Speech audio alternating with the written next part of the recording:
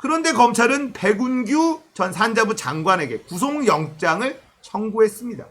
이게 구속을 해야 될 깜입니까? 검찰의 발버둥.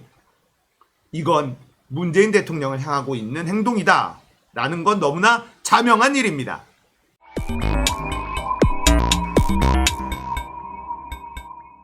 안녕하세요. 딱딱한 뉴스를 쉽고 재밌게 풀어드리는 시사건건 홀스형입니다. 자, 이번에 다룰 이야기는 문재인 정부의 탈원전, 이 정체에 대해서 밝혀드리려고 합니다. 자, 문재인 정부는 출범을 할 때 탈원전이라는 키워드를 들고 나왔습니다. 그래서 많은 사람들이 문재인 대통령은 원전을 다 폐쇄시키려고 한다, 이렇게 알고 계신 분들이 많아요. 그리고 언론들조차도 그런 뉘앙스로 보도를 많이 합니다. 자, 그렇다면 문재인 정부의 탈원전은 정확하게 어떤 이야기인지를 우리가 알아야 돼요.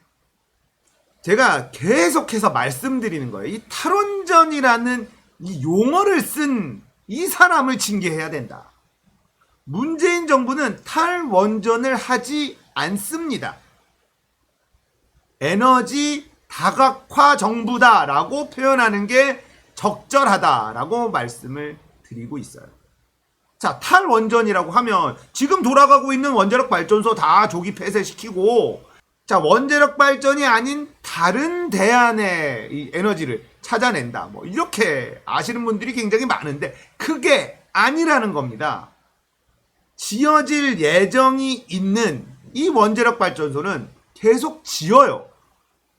그리고 문재인 정부 임기 이내에는 새로운 원전 건설에 대한 논의를 하지 않겠다라는 게 문재인 정부의 탈원전의 핵심이에요.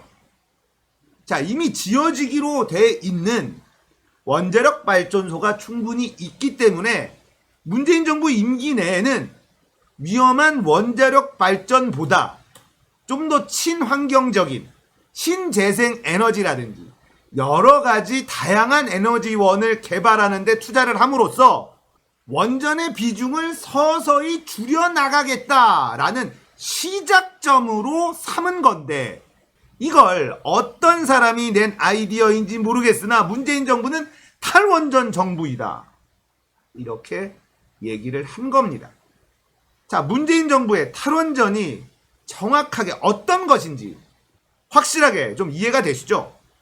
낡고 수명이 다 된 원자력 발전소는 정지시키고 새로 짓는 원자력 발전소는 좀 더 안전하게 짓고, 그리고 문재인 정부 임기 내에는 추가적인 새로운 원자력 발전 계획은 수립하지 않겠다.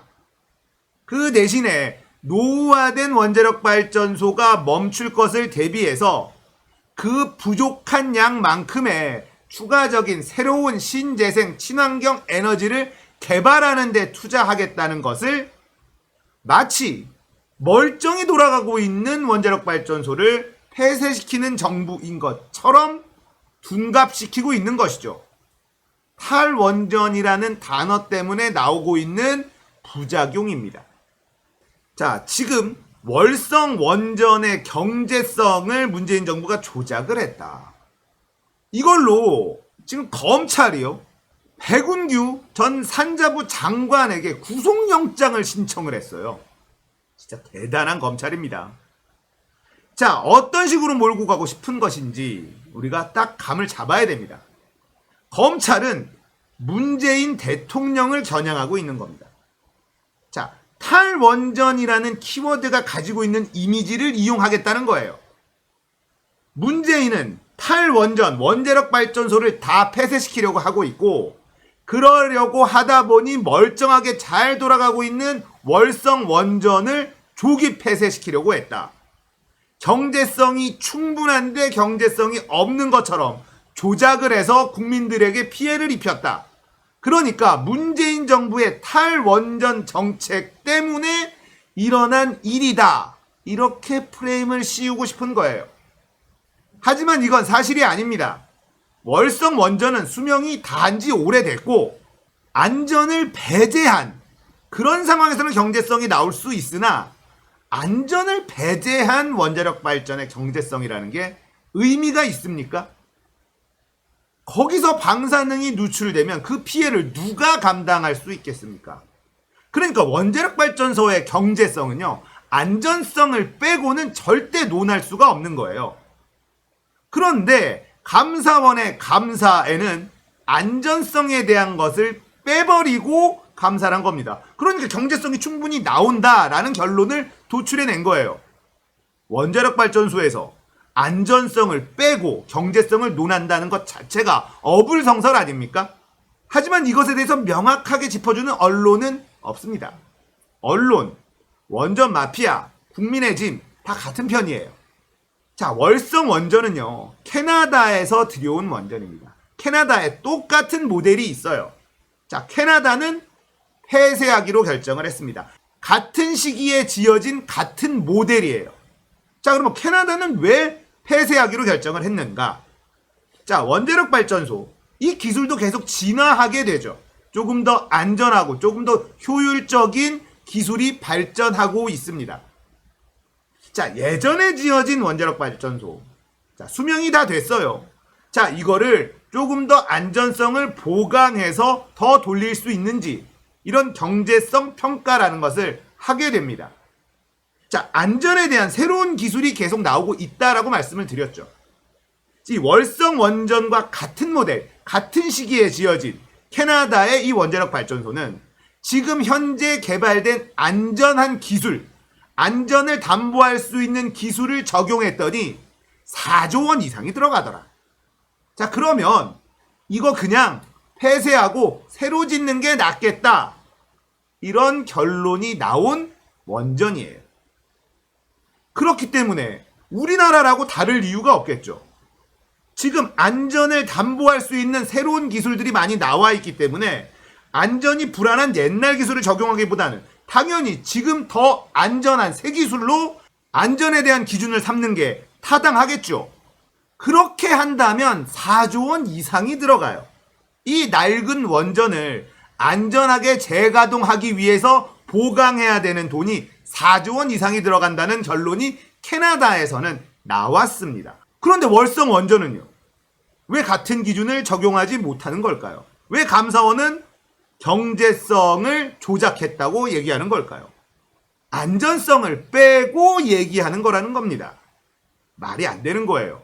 그런데 검찰은 백운규 전 산자부 장관에게 구속영장을 청구했습니다. 이게 구속을 해야 될 감입니까? 검찰의 발버둥. 이건 문재인 대통령을 향하고 있는 행동이다 라는 건 너무나 자명한 일입니다. 자, 지금 구속영장이 청구되어 있는 백운규 산자부 장관이 탈원전 60년 로드맵, 이걸 설명한 적이 있습니다. 자, 그러니까 문재인 정부 임기 내에 원자력 발전소가 다 사라지는 게 아니고 새로 지어지는 원자력 발전소도 있고 60년 동안 천천히 원자력 발전의 비중을 줄여나간다는 거예요. 그러니까 문재인 정부는 에너지 다각화 정부, 이렇게 표현을 했어야 되는데 탈원전 정부라고 이야기해놓으니 온갖 공격을 당하는 겁니다. 우리의 미래를 생각한다면 당연히 원자력 발전의 비중은 줄여나가도록 노력을 해야 되겠죠. 더 깨끗하고 재생 가능한 에너지가 있다면 우리는 그것을 사용하는 것이 당연히 합리적인 선택일 것입니다. 여론조사를 해보면요, 탈원전은 반대 입장이 많아요. 그런데 원자력 발전의 비중을 줄여야 된다는 의견에는 찬성이 압도적으로 많습니다. 탈원전이 아니라 원자력 발전의 비중을 줄여나가는 정부라는 거예요. 이게 핵심입니다. 탈원전이라는 단어를 정책의 전면에 내세운 사람은 진짜 혼나야 돼. 자, 오늘은 문재인 정부의 탈원전 정책의 정체에 대한 이야기였습니다. 시사건건은 노무현 세상이 오는 그날까지 계속됩니다. 공감되셨다면 구독, 좋아요, 알림 설정 부탁드릴게요. 감사합니다. 끝!